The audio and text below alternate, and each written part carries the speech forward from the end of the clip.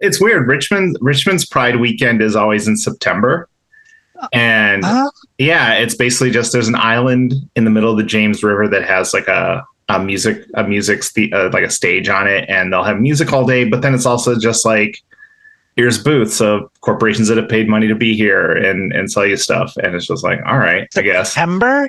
Yeah, and then I mean, there's Pride stuff happening all month. So like, we were gonna. Because I was gonna say it's like they just decide like, oh, we're just not gonna do that. I don't go to most of them. I don't go to any of them. Like, gonna go our own way. Like we're in Richmond, Virginia. We're gonna celebrate Easter in August. That's Richmond. Like, yeah, that's pretty much it. But we have Christmas in April. 4th of July is June 3rd. That's Richmond. Ladies, gentlemen, and friends beyond the binary, welcome to Girl Dick with Ted Cruz, starring Lilith Electra Zarling, Amanda Bonanza, and esteemed Republican Senator from the great state of Texas, your host, Ted Theodore Cruz.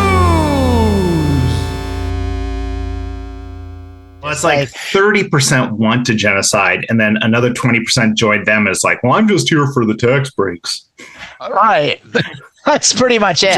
Genocide is the price you pay for tax breaks, apparently, and people are fine with it. That you don't get, but rich people get. But you think lower taxes are good, no matter who's. Yeah. It's like. Well, I think taxes are bad, so I don't want corporations to pay taxes. Great. A 250,000 people in Florida. You? Do you want to have like things? It's like no. I sure would feel better if the ultra rich paid less in taxes. I don't know, man. Death tax is terrible. Yeah, like death tax. Yeah, it's like they're taxing billionaires, so they like on their inheritance. It's like now what they tell them is that family farmers are losing their farm because the kids can't afford to inherit it. It's like there is no such thing as a family farmer anymore. That's not a thing. That's not a thing. It's not a thing. There's a guy who might live on a farm, but that farm and those cattle and everything is not his. No, baby. Reagan made sure the family farm was a thing of the past way before they clamped on to death taxes. There was a thing during the pandemic with dairy farmers in Wisconsin losing their farms, and I was like, you're the one with the big Trump sign out front, like. You voted for this, so what do you want me to do? Like, I would have sympathy, but you voted for this. It's not my fault that you're so low information in your voting that you were just like, so dumb. Someone's trying to turn my bulls trans, and so I lost my family. Dang! It sure seemed like I voted for the man said he was going to take my things away, and then then I can't believe it. Then what do you know? Then they took my things away. I couldn't believe it. Like. How dare they? They fooled me when they told me they were going to do what they did. The guy from Manhattan with the gold toilets wasn't pro-farmer? What? I mean, if I'm thinking about the person who's looking for my interest, he probably has a gold toilet. I mean, I'm thinking, man of the soil right there. So I got breaking news. I got breaking news. Let me hold on to my desk so I don't fly out of my seat here. Apparently, there's a man in Nashville, Tennessee, who claims to have lost 59 pounds by only eating McDonald's for 100 days straight. I could do that. All he ate was McDonald's. So it's like it's the opposite of Super Size Me. Now, like, here's the thing about Super this. Slim Me. Honey, I shrunk myself by eating only McDonald's. And McDonald's. It was in fact Rick Moranis. Oh, well, that's just movie magic. I'm just kidding. It's a man. His name is Kevin McGinnis, not like Mick, Maginnis. Yeah. And he claims this. Now, here's the thing: is like, it's hard to parse this because like there's a lot of things that are reported on it. But so his secret, the way he did it. Was he did only eat McDonald's, like 100%. That's all he ordered, is what he claims. Yeah. The trick is he only ate half of what he ordered. So if he ordered 2 Big Macs He only ate half of each of them. He didn't eat one of them. He ate half of each of them. He ate half of everything. So, like, yeah, got me a Big Mac, got me a filet of fish, got me a large fry, got me a chocolate shake, got me a hash brown, got me an egg McMuffin, but only a half. All of these. I'm just gonna a little unsolicited medical advice for Mr. McGinnis here. If that is your standard order at McDonald's, I can see why you was easy to lose weight cutting it in half. I don't know what ordinarily 4,000 calories a day. I feel great. I don't know. Like, here's the thing: is I still don't believe it. Like, it's you can't eat McDonald's and nothing else. Like, they didn't make their food better since Super Size Me came out. Like, it's like we watched what happened to that dude. Like, the food's not better. They didn't make it healthier since 20 years ago. Like, since 2005. Like, has it been that long? It's gotta be. It's gotta be. I don't know. You want me to look it up? I've lost all sense of time. No, don't look it up. Yeah. I mean, Super Size Me has to be about 20 years old. It's got to be. Yeah. That might have even been the 90s even. I don't think so. And that guy still hasn't lost the weight he put on for that. The Super Size Me guy is that the truth? No, I made that up. I started typing in surprise. Now, it turns out that it wasn't McDonald's fault after all. He just had a congenital defect. May 7th, 2004. So 29 or 19 years ago. So, the insufferable Morgan Spurlock. This new guy claims he lost a bunch of weight, 59 pounds, and he feels great after 100 days of just eating McDonald's, nothing else. Half portions. That's key. That was the key. But even still, there's no way. So I don't believe it. I think it's I'm feeling a dose of a little bit of paid propaganda here. I think this sounds like something this sounds like something McDonald's put out there. Sinclair News. They sent it to Sinclair News to run as a news thing, and they're like, yeah. Well, I did. It was reported on Fox, but it was also reported on other notable places like The Guardian UK and all that. It's not just a right-wing nonsense thing, but I did find the man's Facebook page, Kevin McGinnis. He's got 10 friends and 0 posts and 1 picture. So this is either a fake Facebook page, or it is literally the Facebook page of a 59-year-old man from Nashville, Tennessee. That could very well be that. Yeah, that's about it. 0 posts, not a single post, 1 photo. To say. That's how you know it's fake. If anyone lost that much weight in 100 days, they would not shut up telling their friends about this amazing But thing. maybe he's not on Facebook, and that I believe he's been doing TV shows. He was on the Today Show or whatever, with Katie Couric or Ben Gibbard or whoever the fuck is on that show. Okay. Was that Al Roker? Al Roker lost a lot of weight. If you're talking about weight loss success, talk to Al Roker. He's kept that 59 pounds in 100 days is not sustainable. That's all going to come back. As soon as you go to Burger King, that weight's coming right back on. I know he's going to go to Burger King. Oh, bro. Possible burger. You know what else? You know what else he didn't talk about is he took up smoking. Yeah, I took up smoking and started smoking. That's what it was. Started smoking. I developed a really healthy meth habit. He lost 59 pounds, but 60% of it was in his teeth. 59 pounds, all of it was bone density. My frame can't sustain the meat on my body because I've lost so much bone density. But I'm finally thin.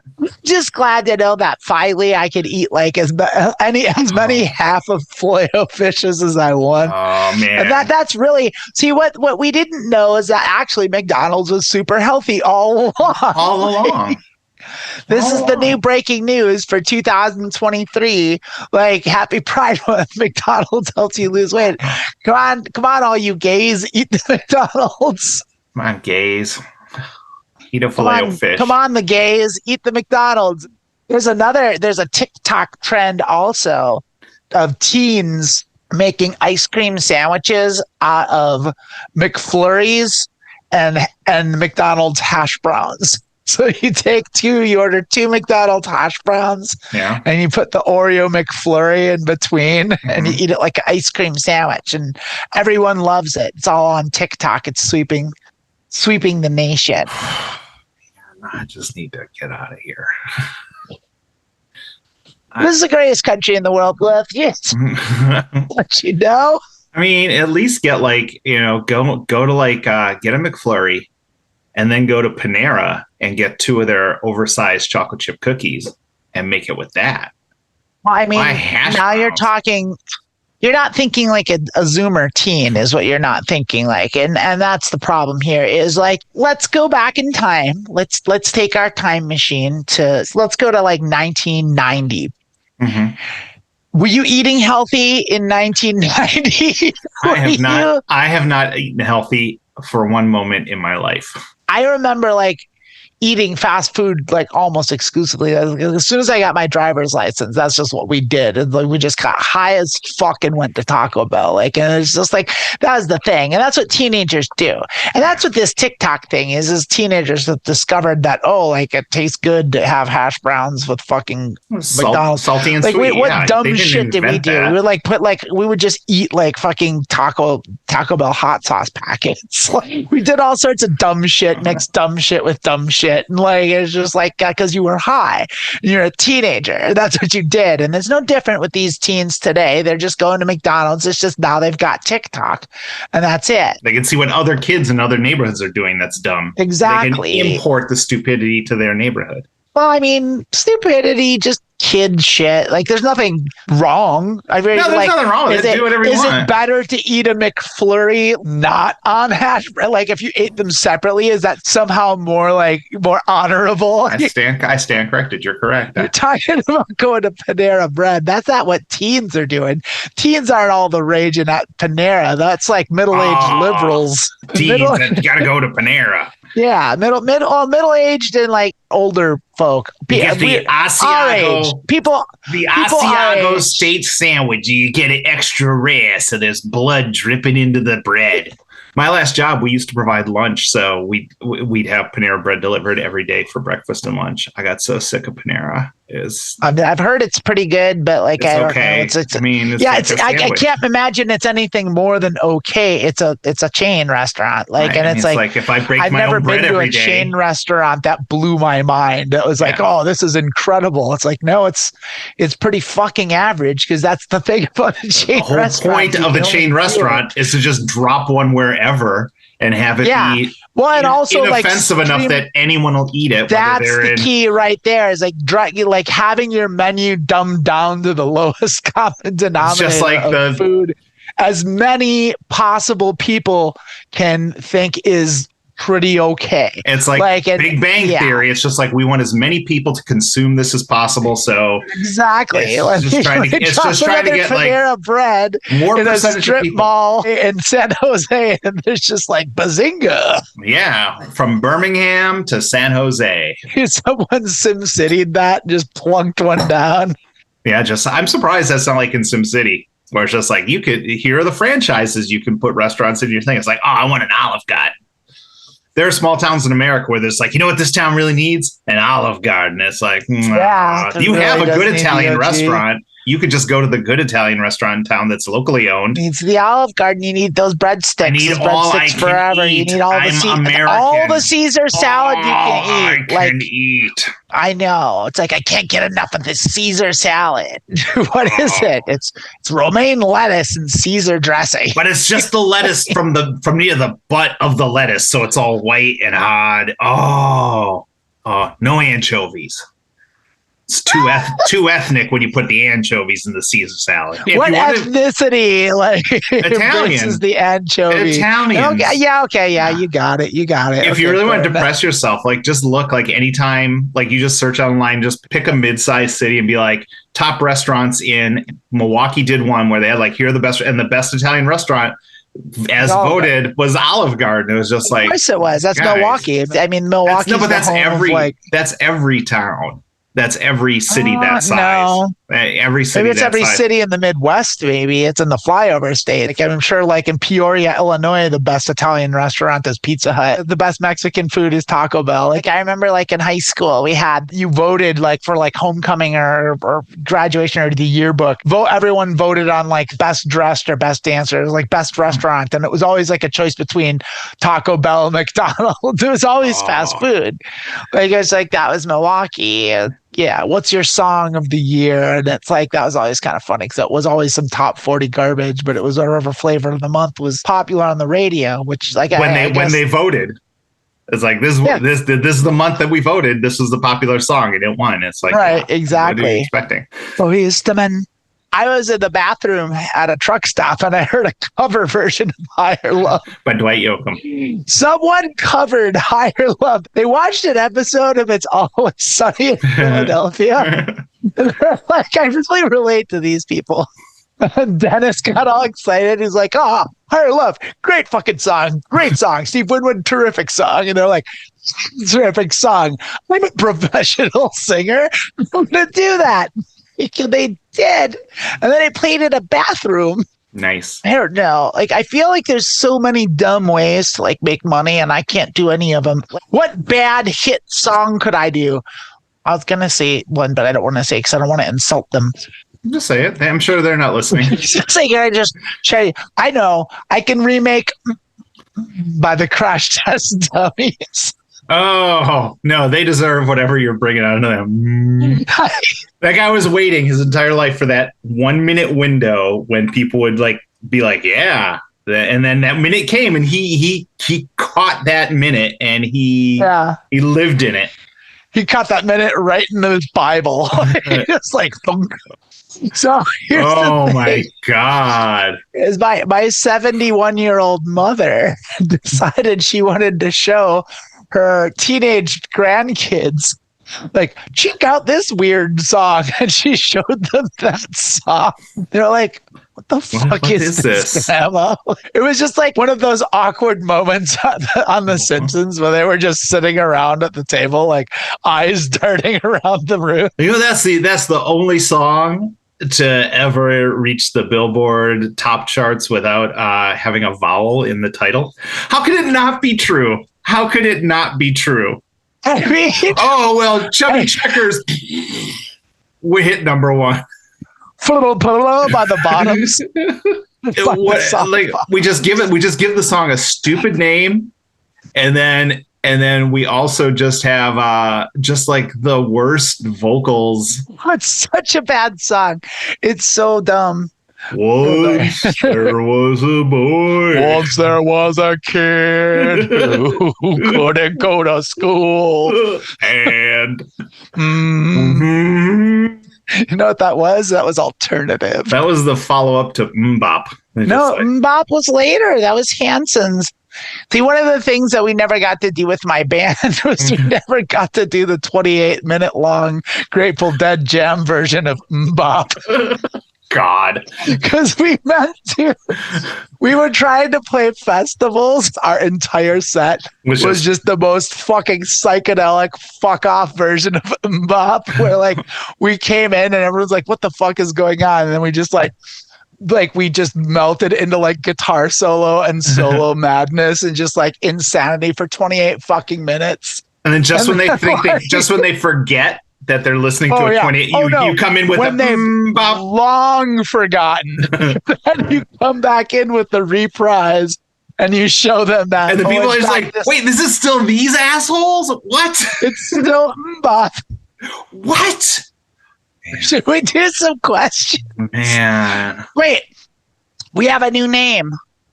Yeah, I was just about to do the intro when you said, let's get to some questions. But I fucked up. Yeah, you said you never wanted to mention the old name ever, so I was just going to go into the new intro. Well, now that you spoil it, and this is actually the second episode of Being Trans with Lilith and Amanda. I'm Lilith. That's Amanda. We are Being Trans. We're going to answer. The still old. The theme is still old. Maybe it's new. I don't know if we got. I mean, that's going to be in the future. We gotta call the God Shuffle. We gotta call the Crash Test Dummies and see if they're available. We need the Crash Test Dummies. Somebody get badly. Someone get on. with Lilith and Amanda. Someone get on the phone to Saskatchewan. Do they have an area code up there?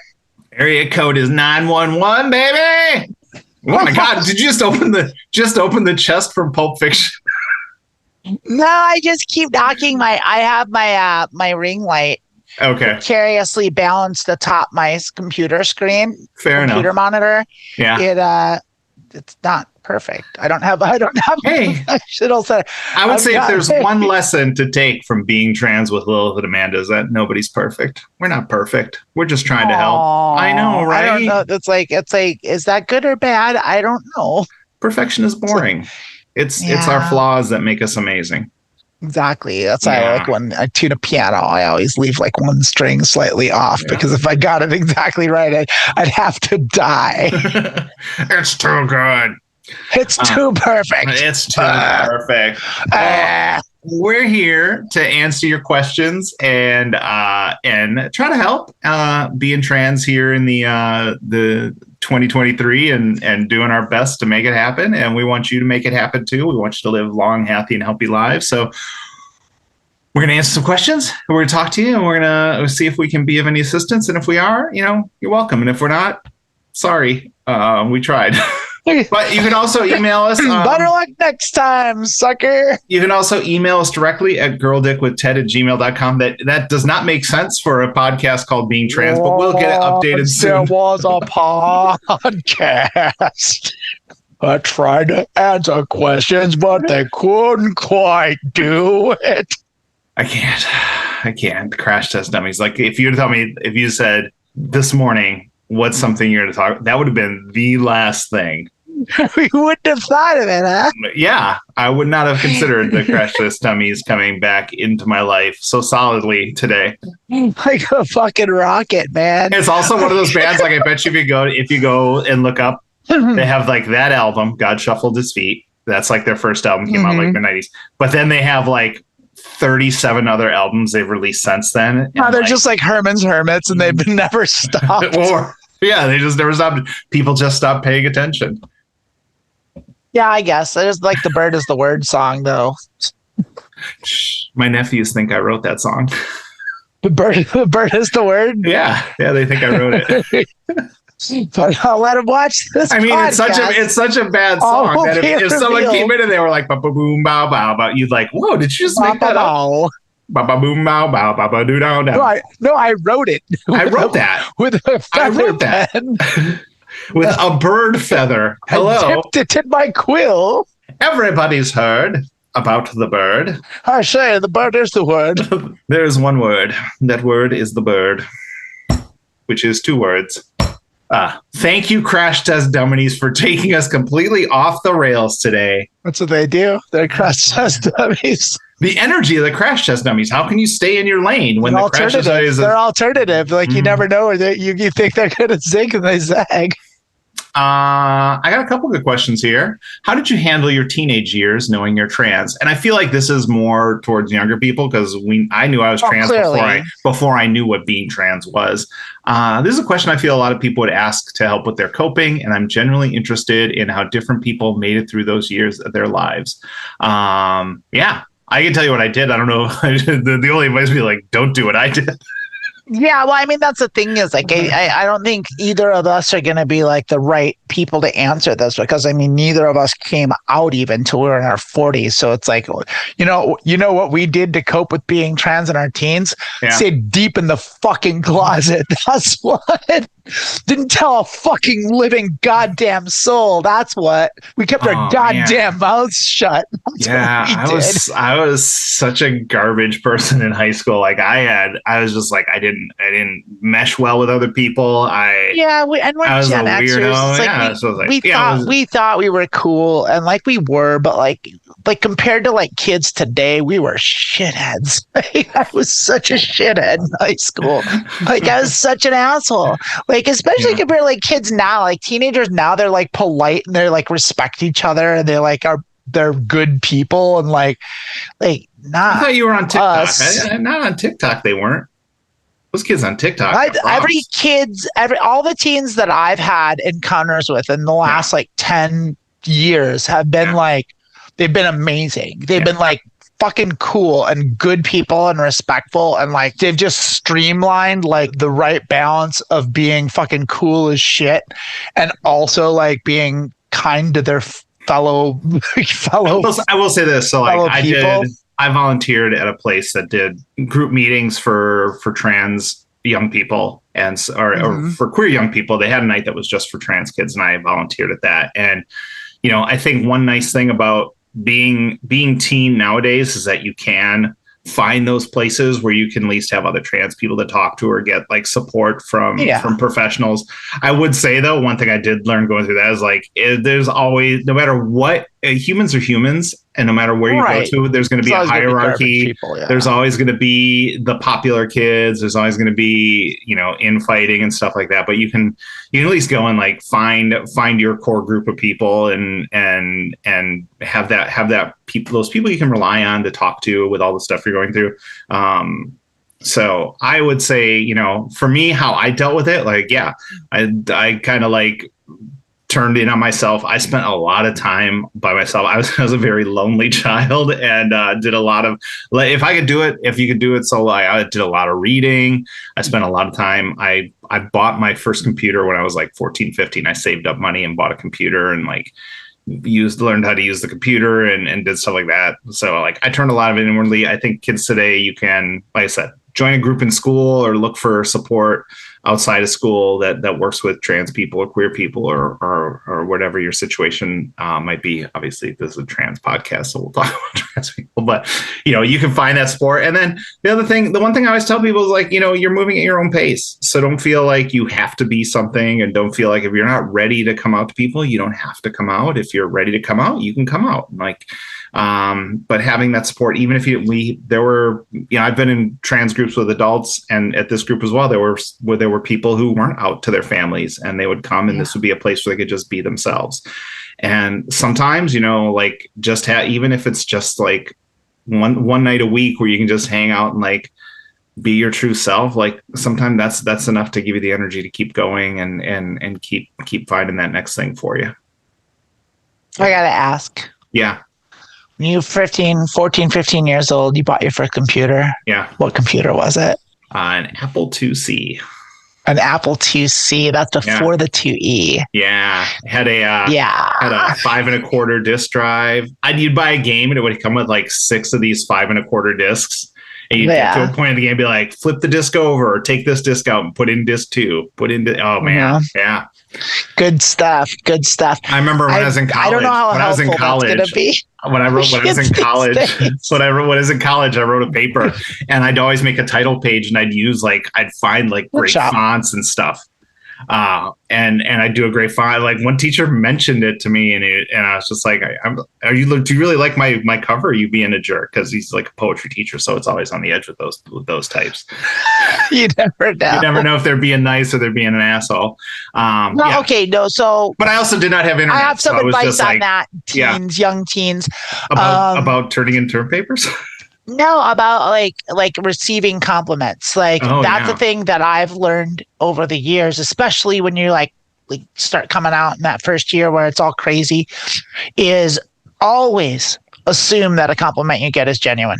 Unless you don't ever assume that someone's complimenting you to make fun of you. That's not really a thing that happens. Take your chances, roll the dice. If someone's doing that, if someone's like trolling you on that level, then fuck them and don't worry about it. You're the better person anyway. But like always assume that a compliment's genuine. People don't do that. They don't go out of their way to compliment you to make fun of you. That's not if people want to make fun of you, there's plenty of ways to do it. I agree, but if it's a poetry teacher, you got to take all that shit with a grain of salt, man. You never trust a poetry teacher. They're just like the laziest of the English teaching people, because they're like, you could read novels, you could read Shakespeare, like, give me like 6 lines that I could just like pick apart. It's just like, it's so bash poetry teachers. That's why I took poetry. That's why I took poetry. I could like read the stuff. I didn't get an A. To show off the Chicago font on your Apple IIc.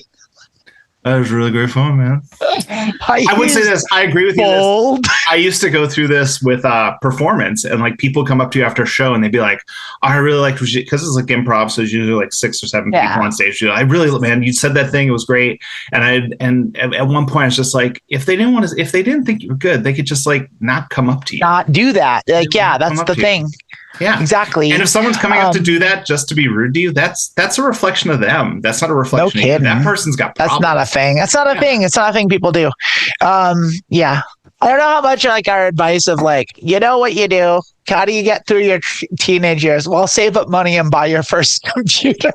I don't know that wasn't part of the advice. That was more of like what happened to me is that I had things where I wouldn't have to interact with other people.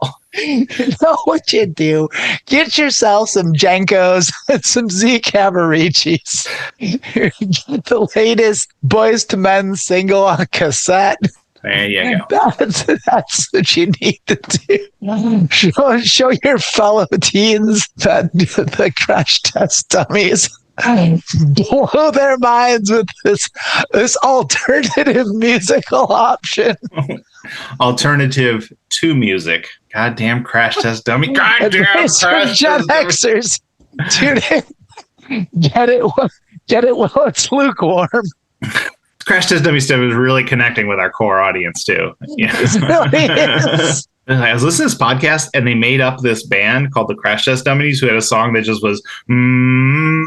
Oh, it was crazy. Without a vowel. It was like the greatest improv ever. They were just making this band up. They made up a backstory. They made up lyrics. They sang part of the song. They made up facts about how they were the only Billboard song you that literally described writing a song. they just made up the lyrics. It's made them up. Wait, is that how you write songs? I've never written a song before. They made up the song. Like, how did they do that? Is that how music gets made? You just make it up. Wow. I am learning so much today. Well, not anymore. Now it's all done on Midjourney. Bet you Midjourney couldn't make up. Oh, I bet it could. Go to Midjourney and say, write me a song. Write me a song title with no vowels in the topic. There was a picture that looked photorealistic, but it had too many fingers. God damn you, Crash Test Dummies. I swear to God. I thought you were out. I thought the Crash Test Dummies, I'm never going to hear about these guys again. I'm never going to listen to their music again. I'm never going to have to know anything about them. And then in 1 minute, facts are flooding back to me about the Crash Test Dummies, like that they were the only band to ever have a song at the Billboard charts that didn't have a vowel in the title. Why is that taking up residence in my brain? I could be using that for like stuff that would help me. Right. It's just there. And it's not like but there's a part of my brain that could be useful for something, but it's like, no, I have to hold on to this knowledge that was the only song. Yeah. Like there's Gollum in my brain. Oh, the precious. Oh my God. Fucking Crash Test Dummies. My ex owned that album too. My ex bought that album. Of course he did. Of course she did. Dumbass. So got it in its jewel case. Yeah. Has all my CDs too. Filed under C. For Crash Test Dummies. Right before Creedence Clearwater Revival. Creed. She's got my Creedence tapes. God damn it. I forgot about that. But she has my Creedence tapes. God damn it. This is quite a bad moon rising of an episode right here for me. She also bought Creed. So it's totally between Coldplay and Creed. Well, now I'm depressed. Filed under C for cool. Right there next to the Go West CDs. C for cool. At least too much Gen X information. Right. We're gonna lose all of our listeners are gonna be on the internet like searching for Mystique is gonna tell me more about the band Silverchair. What is that? And I'll be like, yeah, my ex has got that CD too. I bet she does. She's got all my CDs. Does she have Hootie and the Blowfish crack rear view? She has that. That one wasn't mine. That was my wife's. What's me? It's my wife's. You know what? I don't care. You know, those are just some songs. Like people will say they suck, but here's the perfect one. Spin Doctors. Everyone hates Spin Doctors. You put Two Princes on, everyone in the room knows every last lyric and can sing along with that song. I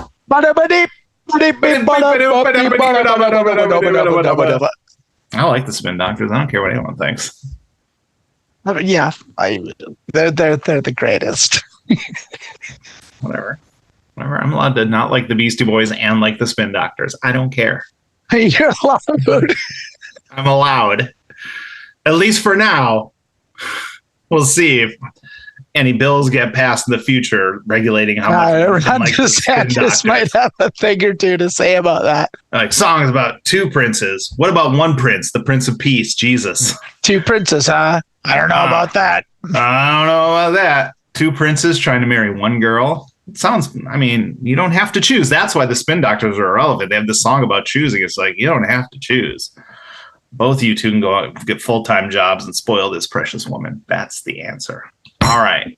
Next question before we lose everyone with our impressive knowledge of the minutia of 90s alternative music. It's going to be a hard, nasty cut, too. Like you're going to hear part of the word Spin Doctor. You want to do another question? Yeah, I do. Do we like anything else we want to say about 90s alternative? I think we've got it out of your covered. system. I think okay, you just want any obscure bands you want to just kind of spit into the ether here? All right, Edie Brickell and the New Bohemians. We're clear. Edie Brickell and the New Bohemians, are they obscure? One hit. Yeah. Hit or one hit. And I've never heard another Edie Brickell and the New Bohemians song other than the one. So who's the lead singer for 10,000 Maniacs? I wanted to say Natalie Portman. It's Natalie something. It might be Natalie Portman. It's not Natalie Portman. I was Natalie something. Yeah. All right, let's look it up. Well, it says there's 3 lead singers here for 10,000 Maniacs. Natalie Merchant, Mary Ramsey, and Oscar Seville, but Oscar's a girl. I've never heard of a girl named Oscar before. Okay. I like it. Nice. All right, next question. Before we go any further. All right, yeah, we're not going to talk about any. We're not going to talk about any more 10,000 Maniacs. 10,000 Maniacs, Stabbing Westward, any of those. We're not getting any of them. Shakespeare's sister. Catherine Wheel. Let's just move on to the next question. This is kind of a fun one. Or maybe it won't be fun. It might be fun for one of us. I don't think it's going to be fun for me. If your parents were your age, would they be your friends? No. I knew my parents when they were my age, and no, they would I mean, that's the thing is like, so now let's think about this, because are we talking about like, are we in our parents' time? So, or our parents now in our time? Like, because that's makes a difference. Like, so like my parents were my age in early 90s, late 80s. So are we talking about I'm going back in time to that period of time being the age that I am now? No, you're going back. You're in high school with them in the 60s, but you're also a trans girl. Wait, what?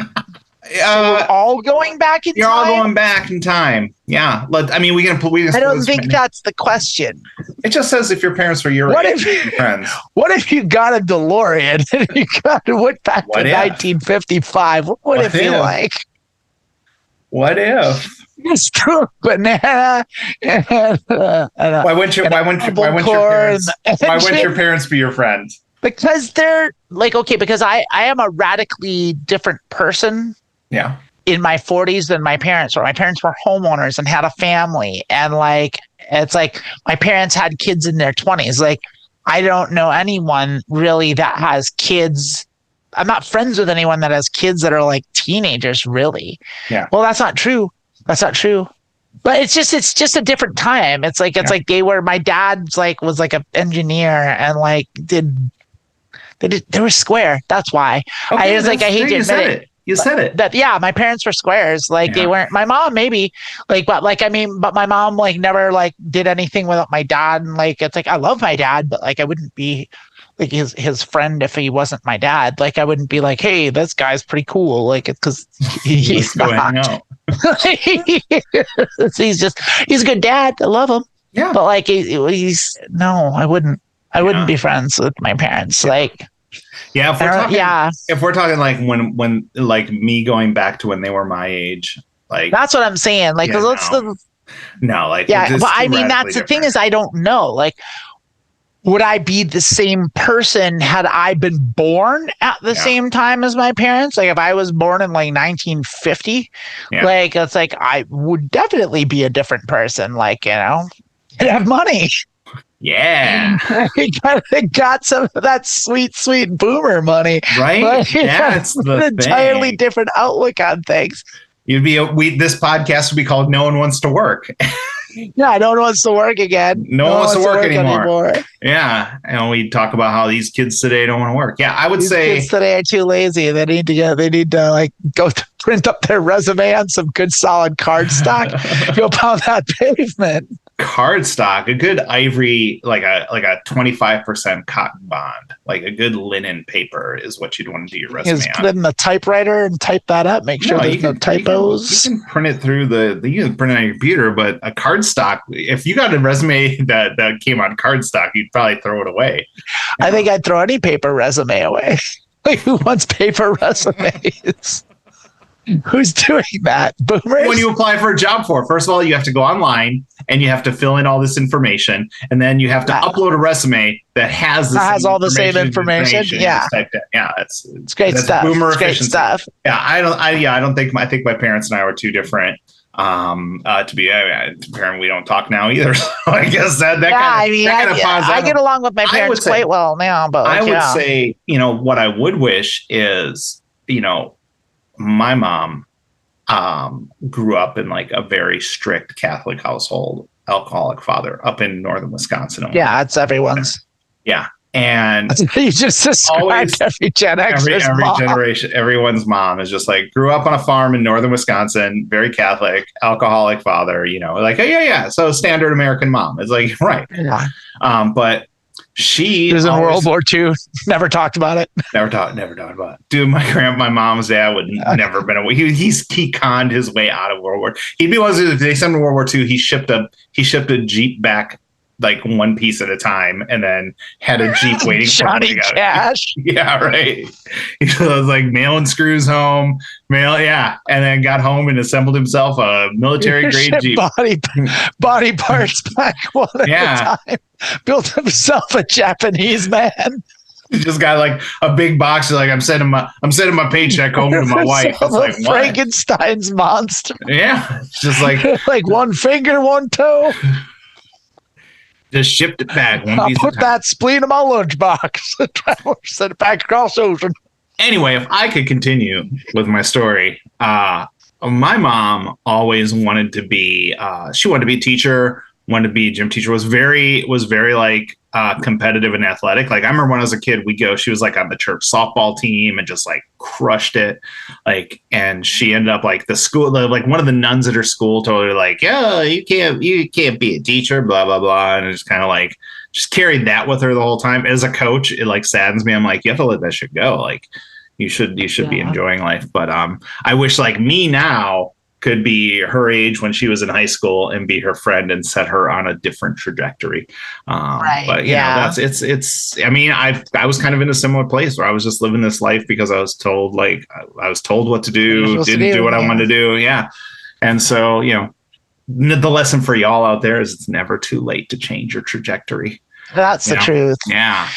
Yeah, even when you're 52 and like the little sparkly pieces are falling out of your cool cat eye glasses, you can still change your. I know, right? It hurts. But yeah, no, I don't think my parents and I, my parents were also, to use the parlance you used, very square. I think I've toyed with, like, sneaking my mom some acid or mushrooms, but I wouldn't want to do that to someone. So I think that's also might be an impossible question to ask, because the only relationship we have with our parents is the parent-child relationship. Right. And that's, so, like, you've never seen them outside of that element of being your parent. have. Like, I've been able to see my parents in light of, like, them not being.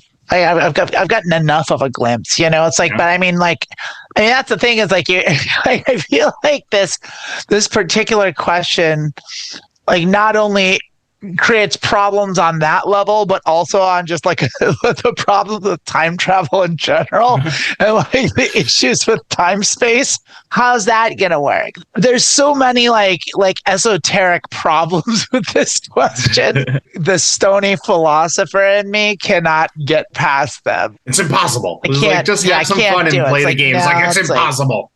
It's impossible.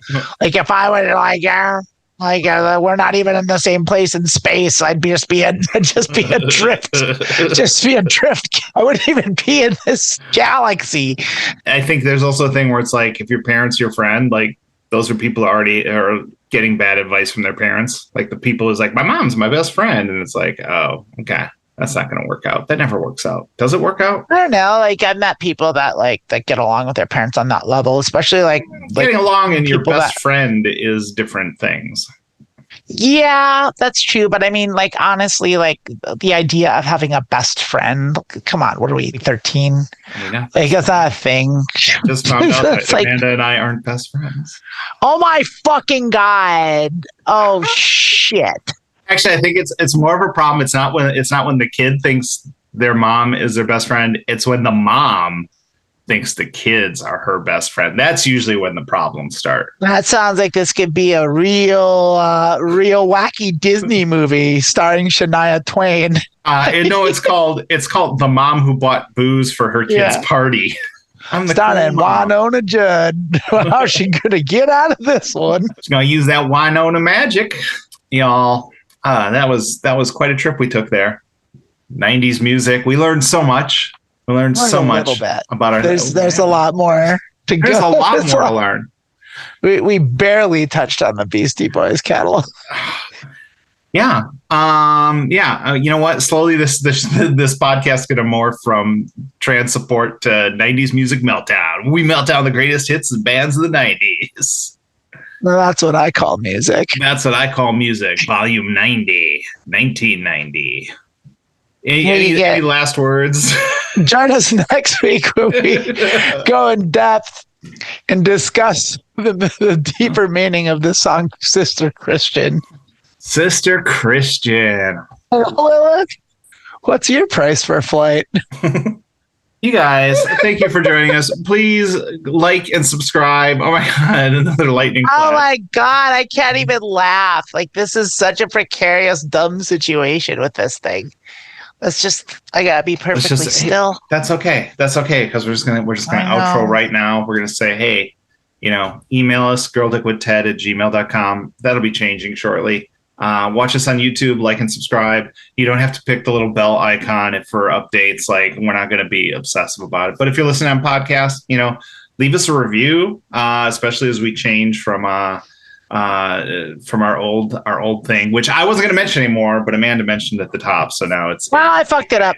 Well, I hope we answered some questions that kind of helped you a little. Like I said, find those support groups, find those people who will help you be the best you.